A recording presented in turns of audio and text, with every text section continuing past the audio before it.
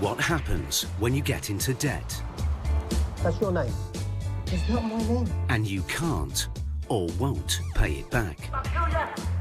In this special programme, we meet more people who face losing their homes. We need more than 2 hours. I don't want to come back here, please. Oh no, I'm sorry, it can't be done. Their cars. If I give you the keys, Yes? how do I know I'm going to get the car back? And their possessions. We catch up with past stories. It's not just a car for me. That was everything to me. And hit the road again with those whose job it is to enforce the law. If you don't open the door, we'll smash the glass. There's always a reason why the landlord isn't entitled to have his property back. Because when you can't pay... Don't speak to me like that, because I'll take your head off. They'll take it away. There's, like, different forms of scum in life, but you're just a higher class one. Take it now.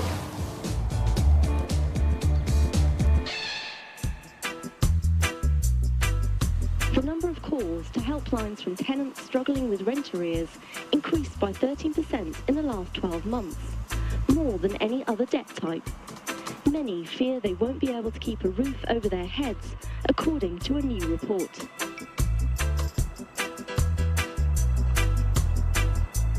It doesn't matter who you are or how wealthy you are, debt can still have a devastating effect on your life.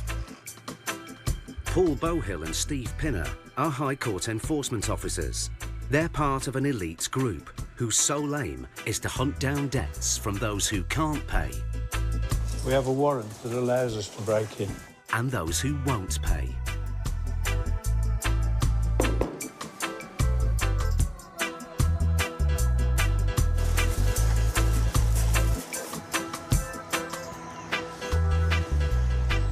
Won't be a problem.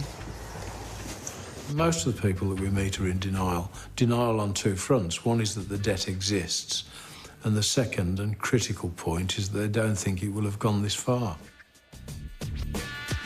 Today, Paul and Steve are on their way to one of the most affluent areas in the country. They've come to track down a wealthy businessman who hasn't paid his rent for more than 6 months.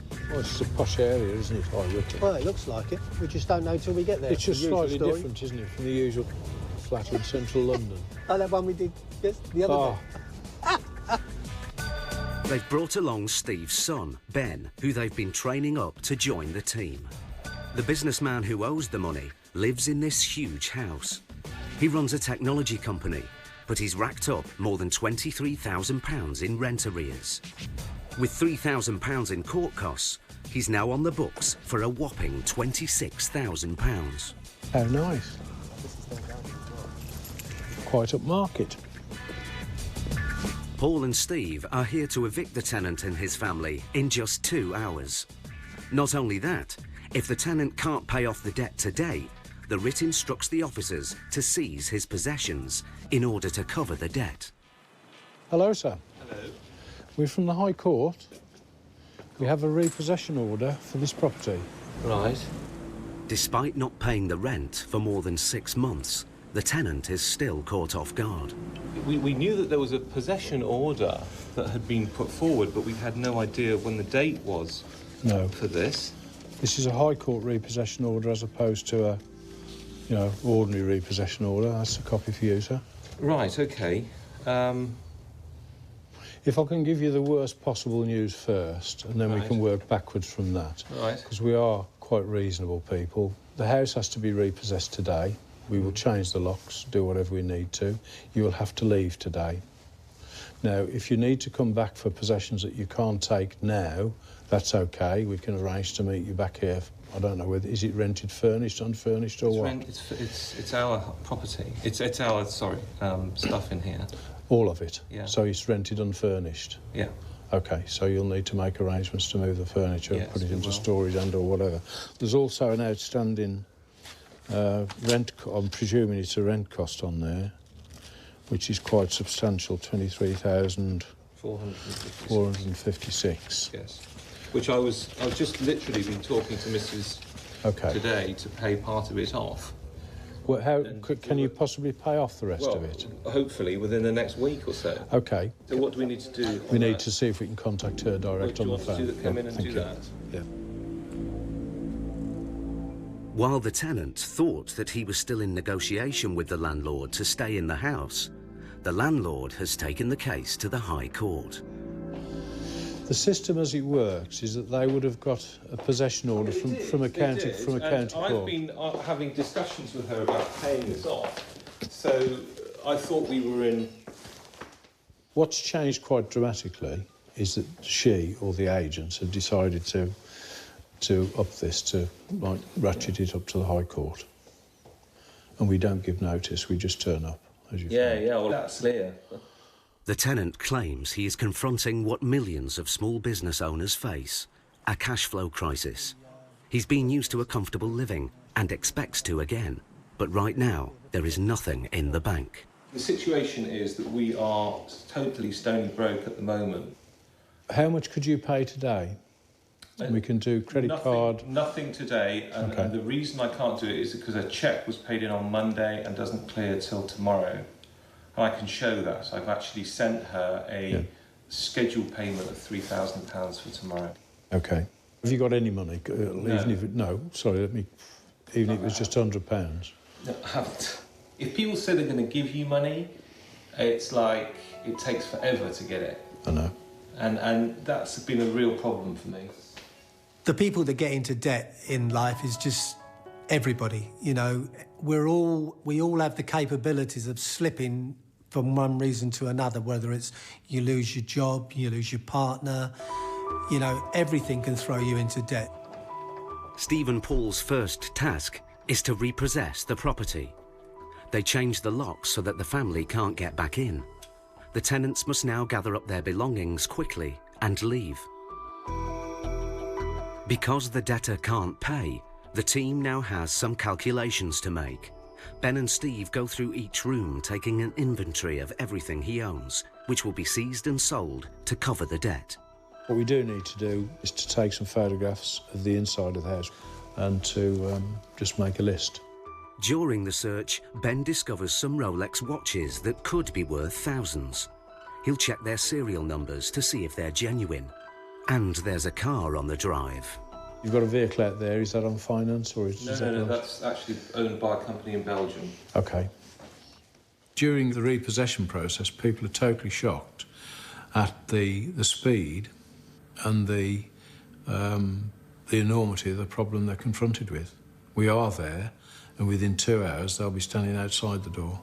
With debts of more than £26,000 and no cash to pay it off, the tenants will be homeless in hours, and all their possessions will be seized. But Paul has a plan.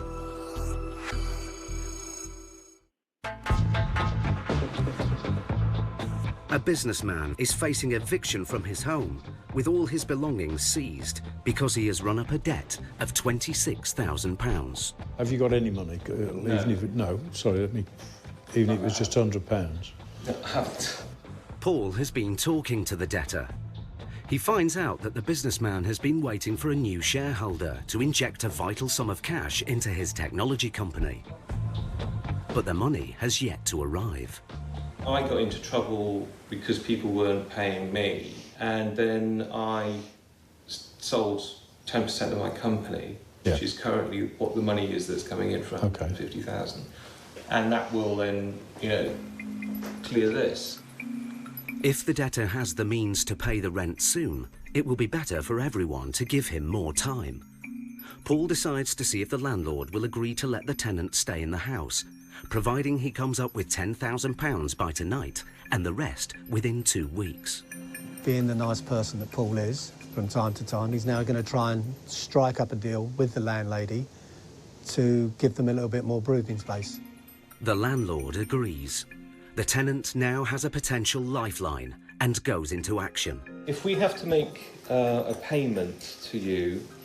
Can we make credit card direct payment? Yeah, but I need a bank account to pay that too. We've got the paperwork, he's got everything on there. But the big question is, can he do it today? The clock is ticking. I'll leave you to it. Think it all over. I'm on the phone. You've got my number. In the meantime, Benny's here. He's got all the paperwork, so if there's any queries on it, you've got it. Thank you very much. We're leaving Ben here as the man in possession. So, in other words, we're not abandoning the situation. It's as good as us being here. We'll then go on to the next job. In the meantime, the guy here is making all sorts of frantic phone calls to try and get a quite substantial amount of money together.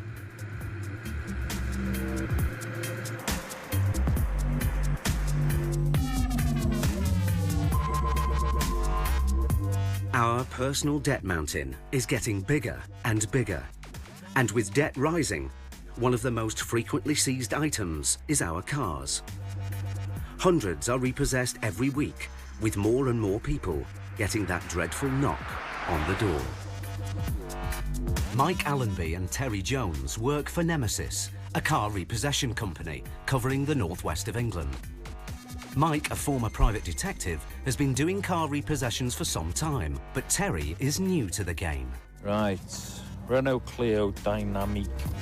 Today, they're on their way to Liverpool to repossess a vehicle on a tough estate in Merseyside. God, this is a place, isn't it? Oh, it's proper around here, mate. Proper. Hired by private finance companies, they are paid by results. This one? Yeah, but it's a sat nav. Yeah. The more cars they recover, the more money they make. Excellent. A good month can net them over 100 motors. We've got the car here, we're clamping it now. The owner owes several £100s on a loan he's taken out against the value of the car. Short-term schemes like these provide quick access to cash with no credit checks, but often come with huge interest rates.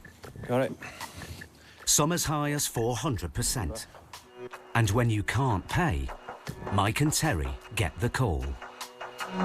Because of the type of finance that's on it, the vehicle doesn't actually belong to the person that's took the finance out on it until they've paid it off. With a clamp on, Mike wants to give the owner the chance to pay up. When you knock on the door, your face is the first real face that these people have seen. So everything else has been conducted via letters or telephone calls. So they usually tend to vent their spleen at you at the door. Can hear a dog. Hear a dog, yeah. Whether the owner's home or not, they can still take the car, as long as the finance company have given the go-ahead. Got a mobile number, so give him a ring. Mike and Terry have no idea how many letters or phone calls the car owner has received chasing up the bad debt. They're only here for one thing, and that's the car. We're repossession agents and we're currently outside your property. We have your vehicle on clamp. I wondered if you could give us a call back, please. We can wait half an hour and then we'll have to remove the vehicle. OK, cheers. Thank you.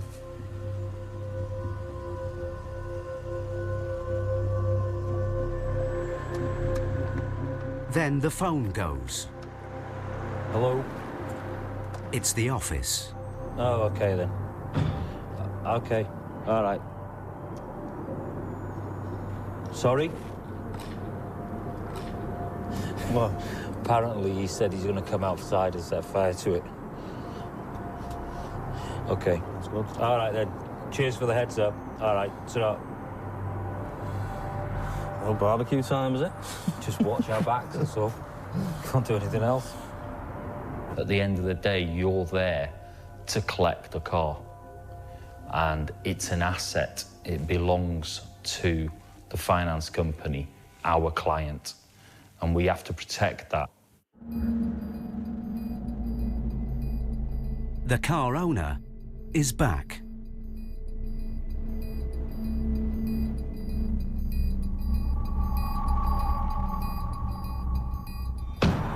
What are you filming for?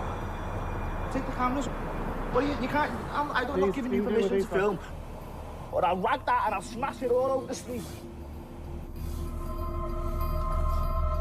Excuse me. Don't speak to me like I'm some sort of... I'll take your head off. I'll smash that car up right in front of everybody, or I'll kill you. There's quite often threats are made in that manner, by whatever it is. We've had threatened to throw bricks out the window at us, things, all kinds of stuff like that. You can find yourself just laughing it off, really. But it can turn out that they will do what they're threatening to do. What are we going to do? With that amount of aggression and threats, you need to finish our paperwork off, see if he calms down, and then, if he doesn't, call the police.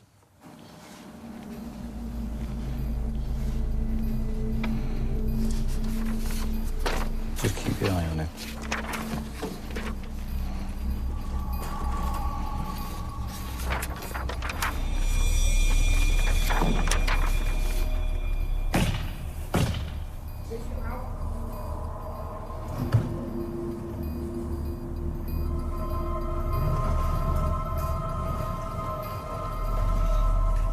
Have you got the keys, though? Have you got the keys? No. OK. Let me know if he's locking it again.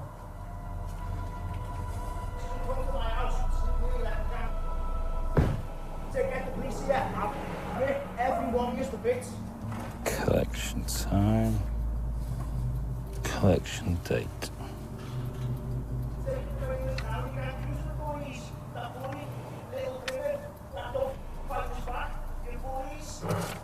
You a bully? The last time I checked. No, me neither. With the car now damaged, Mike calls the office. Hey, Glenn. Yeah, the guy's just turned up, put a crowbar through the windscreen, threatened everybody.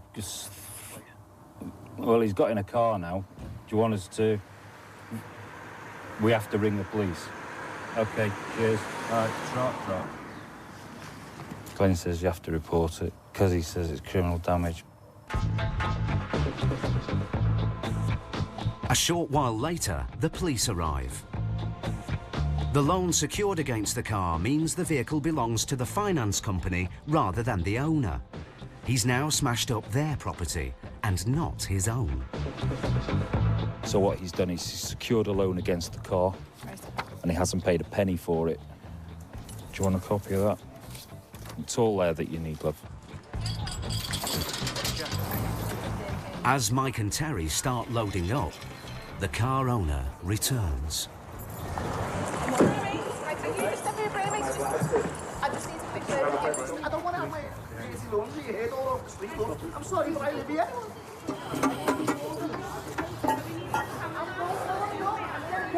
Don't put your hands on me, please. I'm asking you. Don't put your hands on me. Get off me.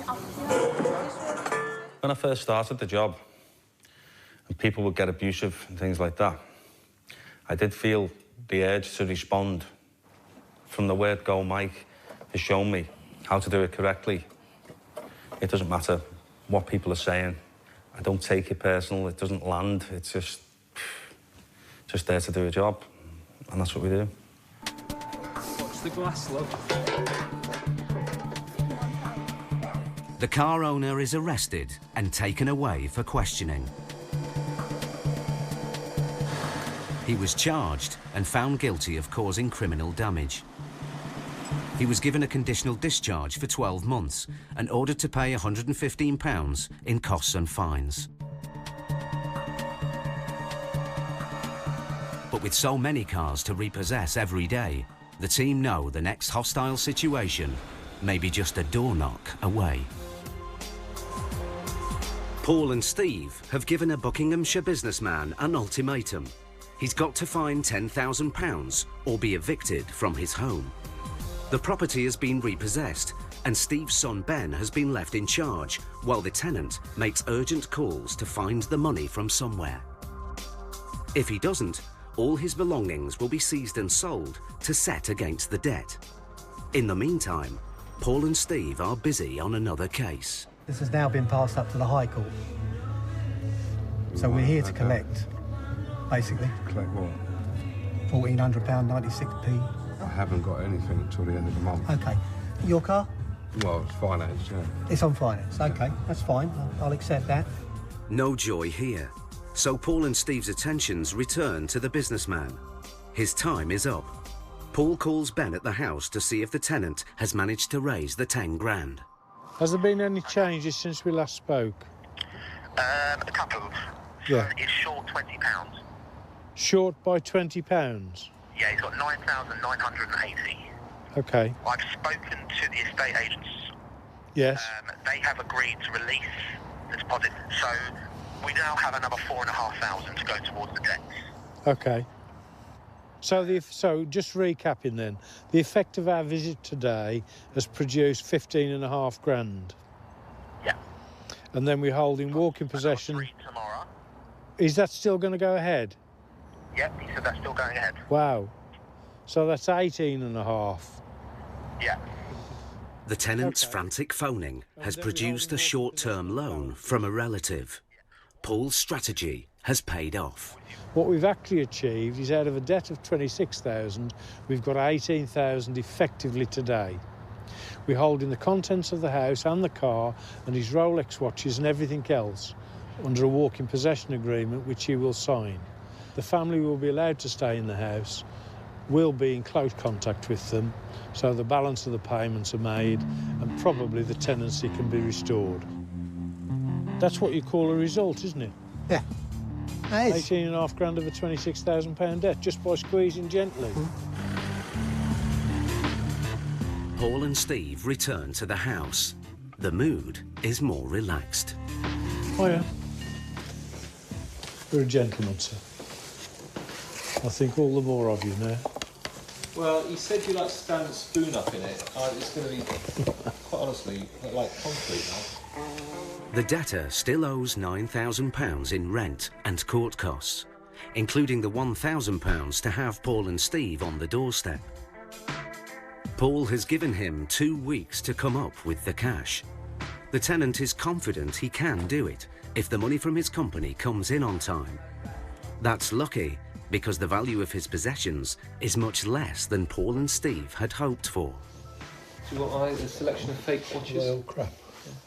As time goes on, it's going to be harder and harder to extract money, or more particularly to extract goods, because they've sold off everything. You know, we thought we had a whole collection of Rolex watches there. They turned out all to be fake. Not everyone has someone to turn to when they hit a financial wall. This time, the tenant has been lucky. We just leave you with one key. Is that OK? That's fine. With the instruction that you're not allowed to cut more. And we've still got a key. Thank you very much for that. Good. These people have got a result because they're going to stay here. They could have been kicked out in the street. They haven't been.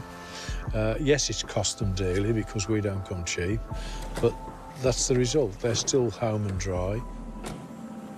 So it just means that you've just got to make a stand.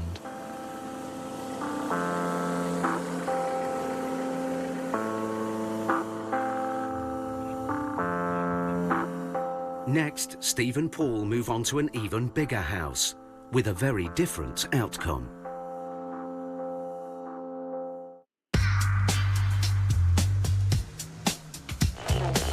According to Ministry of Justice figures for 2012, the number of tenants in England and Wales forcibly evicted from their homes after court action were the highest since records began in the year 2000.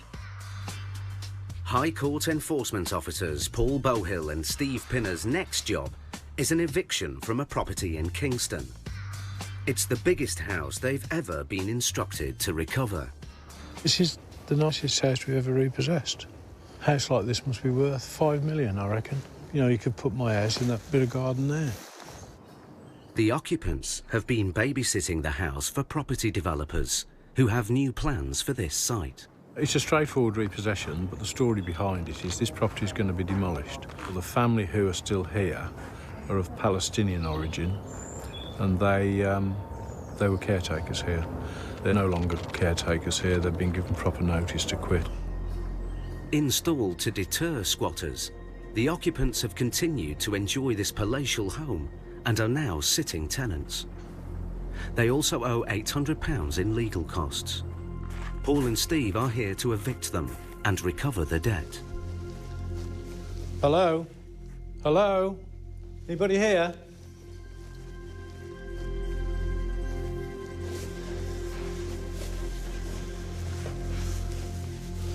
The place is huge, it's like a maze. I'm ashamed to knock this down, isn't it? There's no sign of the tenants in the main house, so it's the tradesman's entrance round the back for Paul and Steve. Hello? Hi. But we have to leave after 21 days. No, today is the day, yes. The appearance of two sheriffs isn't a surprise for the women, but the notice period is a real shock. You've had the eviction order. No, we haven't received any letter. Oh. We checked yesterday, and there is no mail. I don't think we have enough time to do it today.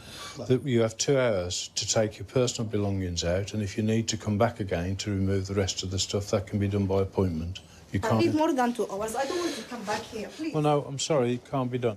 We're now going through the usual thing, tears. The other lady who's with her is actually a sister-in-law. Her husband's off looking for a flat now, so all of this defies what she's just told us, but they didn't realise they had to be out today. Well, that's OK, we accept that, because the High Court is quite rapid. Proceedings issued in the High Court are the ultimate sanction to get a sitting tenant out immediately. There's always a reason why they're entitled to stay and why the landlord isn't entitled to have his property back. Perhaps I'm just being cynical. Sure. Could that be possible? So. Cynicism based on 50 years of experience. 50 years of cynicism. Steve's taken the keys from the tenants and put up the repossession notice. 40 minutes later, the ex-caretaker returns. Do you understand what's happening here? I'm not sure. Yeah, but they got 2 weeks to move it. This was actually changed to the High Court yesterday, which means that we come in straight away. There is no notice given. We'll be out by all today. We'll find a place. It's time limit, really. Yeah, that's where we're going to start now. No, that's fine. That's I okay. arranged already. The van is going to come now. That's fine. So You do it as fast as you can. The husband has called in some friends to remove everything they own today. It's all going swimmingly well, isn't it? Yeah. The sheriff's authority seems to have diffused a potentially volatile situation. I actually think it's the fancy dress that does that. So we're not purporting to be the police, and nobody has ever said that we are. Following the shooting of a bailiff in Brixton a few months ago, we went out the very next day and we bought bulletproof vests. The immediate impression is police. So since we've been wearing bulletproof vests and looking like this, we have less resistance. The tenants are piling their possessions high to get out in one hit, because coming back means paying for the sheriffs again. The building's secured and everything's turned off to ensure no one is running up any unnecessary utility bills. You'd be lucky. OK, Thanks. take care. Thank you. And the caretaker has also cleared his debt, the High Court costs of around £800. That's all done and dusted. It's taken a bit longer than we thought. 2:45. It should have been gone by 12:30, but that's OK. The biggest house Paul and Steve have ever repossessed is back in the hands of the developers. Now the tenants have gone, the house probably won't be here for much longer.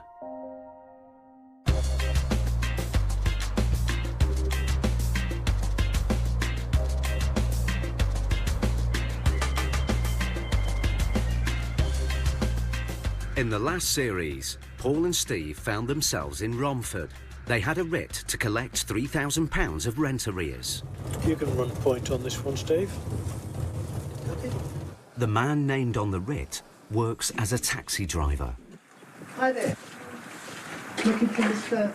Alizadeh. If he can't pay the £3,000, they could take his car away. Hi there. Sorry to wake you up. Mr. Alizadeh. There is a warrant outstanding, and the amount is £3,253.04, plus a 440. It's not me. They made a mistake. It's not me. They sent to the court also. That's not me. That's a different person. Who is it? He's my brother. No, I'm not responsible for my brother. You should go and get them, not me. You're sheriff. I'm a sheriff, yeah. I'm a sheriff, Alizada, not... Well, if you need an ID, I'll bring an ID for you. Okay, but look, you see... Mr. Alizadar claims that the debt is his brother's, but the writ is made out in his name. I didn't pay that rent for that house, which is... He wasn't me, he's a different person. If he's my brother... So where is Mr. whoever it is? Ask them, not me. He's your brother? Yeah, he's my brother. So you must know where he is. Yeah, I know. You should find him and go and tell them. Why isn't... Well, okay, can I just be very simple about this? Just really, really simple. Is this your vehicle? Yeah, he is. Okay. This is from the courts. Yeah. The highest court in the land that empowers me to take your car, unless you can pay this debt. Paul and Steve have no idea whether he is telling the truth or not. A High Court writ is rarely wrong. The way to get to the truth is just to keep talking. And all the time you're talking, you're asking the same questions in different ways, but you're looking for an inconsistency in the answer. Where is your brother? It's my brother. He's in this country. Go and get him. Well, we don't need to, because we're going to take the car That's fine. You can take it in my car. Okay, can you give the keys? Huh? Give us the keys. I'm not going to give the key. Why should I give the key? Can you get your brother on the phone, then? I'm not going to put him on the phone. Well, that's okay. We'll just take the car. I'll call a recovery truck. Call him, they carry the Look, listen, there's an easy way of doing it, or there's a hard way. No, it's not the hard way. If I'm not responsible Unless you for prove that. to us that this is not you. Have you got the logbook for that vehicle out there? Yeah, of course I've got Let's a see it, logbook. please. But before Paul calls the tow truck, he rings his office to check out the man's story and whether the writ is correct. And the truth is surprising. Bye. They have the wrong man. Right, he's obviously covering for his brother. His brother is a completely different person. None of this paperwork applies to... He explained to us that it wasn't him and it was his brother. But if your name is on that writ, you are then liable for what it says. All the taxi licences, all of that paperwork shows that this warrant, the name on this warrant, is against this man. But in the meantime, since we've actually come and knocked on the door, we've had an email that says the name on the warrant is wrong. It's now up to Mr. Alizadar, not the court, to prove his innocence. He's currently legally liable for the debt. But Paul and Steve have a plan to soften the blow. I'm going to seize that car outside, but leave it with you. I will write paperwork that shows that the sheriff's office now owns the taxi. Yeah. Yes? You then carry on using it while I sort the paperwork out. That if the mistake is not as you say it is, but you're a reasonable man, I can come back and take the taxi. Just so long as you understand that. Yeah. And if you don't produce it when I ask you to, it will be reported as stolen. Mr. Alizadar now has 2 weeks to challenge the writ in court, or risk not just losing the vehicle, but also his livelihood. He has a family and 3 children to support. There's obviously a mistake, potentially a mistake, but I'm happy with what I've done because I can still come back not smiling if it goes wrong. Yeah. Right, in the meantime, if you want to save all this aggravation, ring your brother and get him to call me.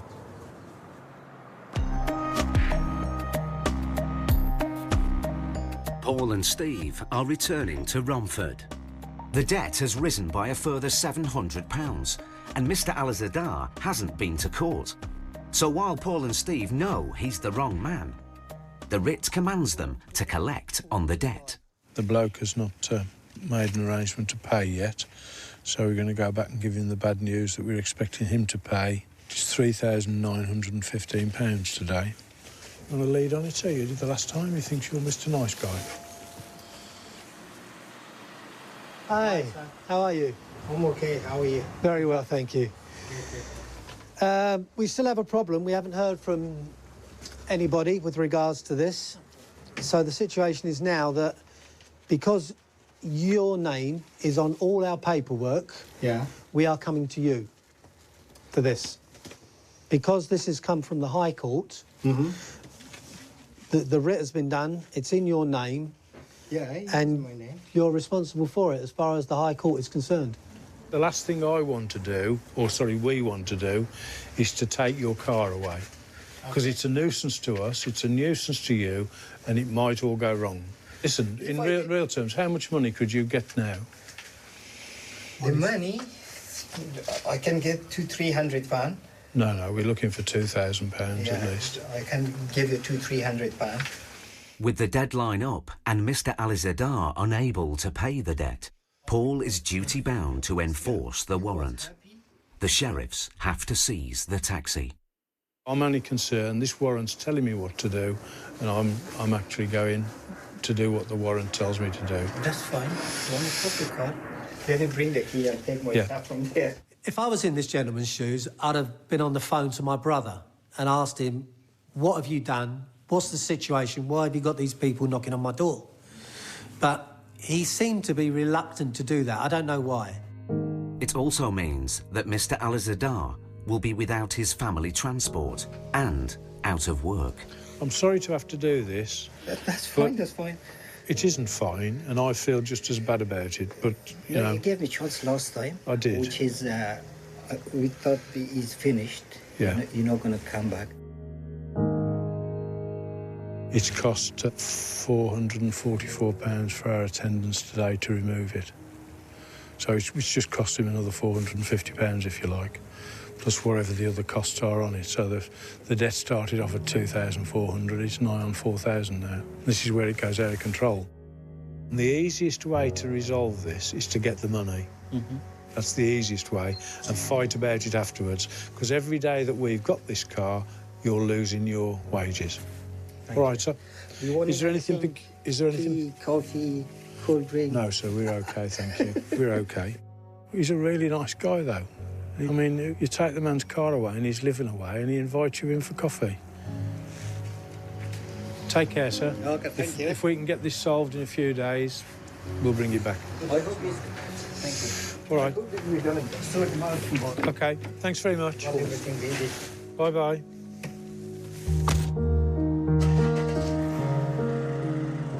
I haven't got no car. I lost my job. Take my kids to the school in the morning, and also my work. Now Mr. Alizadar has 2 weeks either to pay the money or get the writ changed. If he doesn't, his taxi will be sold.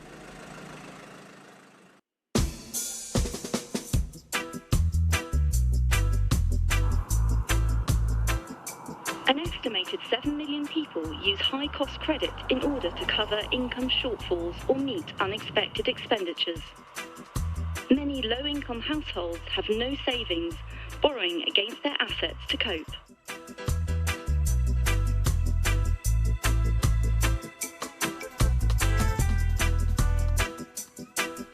This morning, Mike Allenby and Terry Jones are en route to repossess a people carrier that's been used as security on a loan. The debtor has missed repayments and is now hundreds of pounds in arrears. The difficulty with these sort of jobs, especially when the asset is a vehicle, the vehicle is used every day. Yeah. They got to work like everybody else, so you've only got like a window of opportunity, haven't you? Yeah. A lot of people work during the day. They get up early and they go to work in the car. So obviously we have to get up before they do, get to the property, try and find the car before they head off. Hey? There it is. That's it.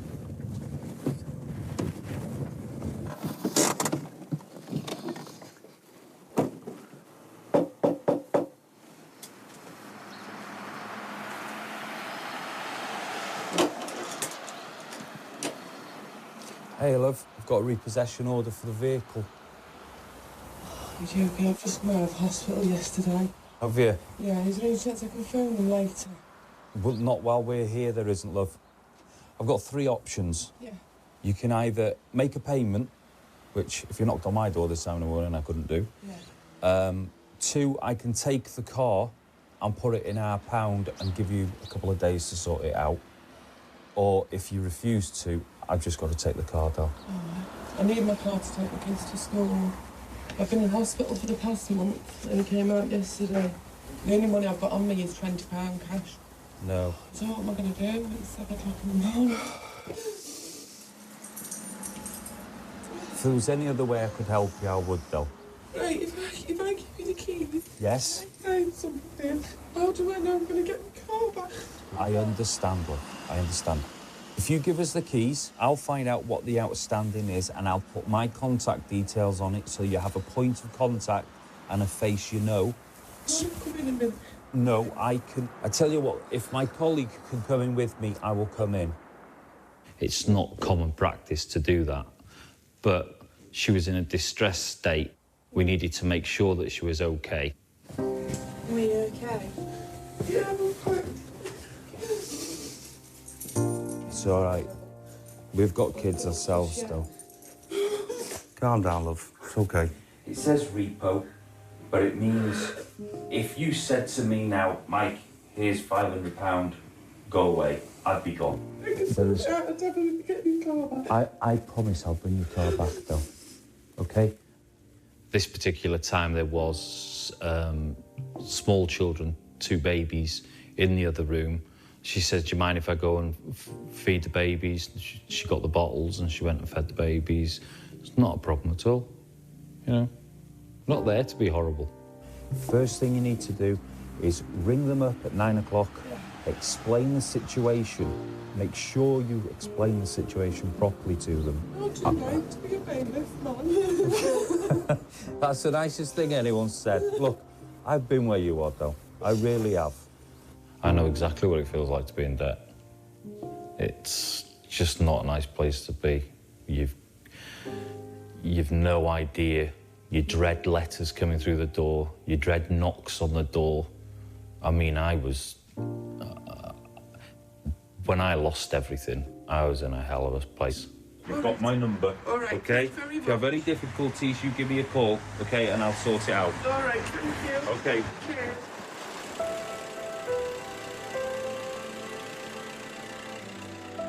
Unless the owner can find the cash to pay, this could be the last she sees of her car.